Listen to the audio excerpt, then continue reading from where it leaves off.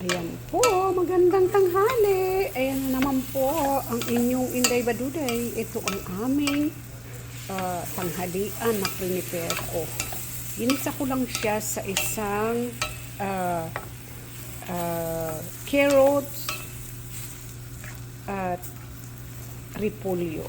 At lalagyan ko din siya ng sprout. Ayan. With shrimp yan. With shrimp. Diba? Simple pero masarap. Ayan. Kaya, takpan muna natin. Takpan muna natin sandali. And then, lagay na natin mamaya-maya yung ating sprout. Kasi yung sprout, iaano ko lang yun ng madalian. So, ayan. Takpan natin. Takpan natin. Yan. Yan po. After 3 minutes, lalagay na natin yung sprout. So, ayan mga inday, ilagay na natin yung ating sprout. Ayan. Simpleng ulam lang to. Pero, as in healthy siya, right? Healthy and yummy. Ayan. So, paborito ko tong sprout.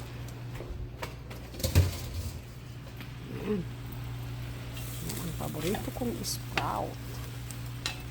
Ano natin yan para magtutubig na lang yan ng sarili niyang tubig sa galing sa sprout.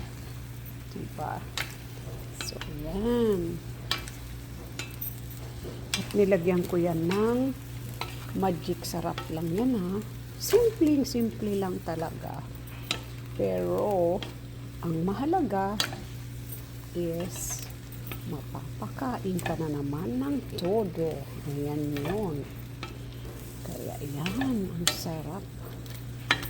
Hahayaan ko munang magtubig siya na galing dyan sa sprout. Diba? Sarap yan. Magic sarap yan. Magic sarap lang yan. Pero, naku. Mapapa-um ka sa sarap. Ayan. Diba?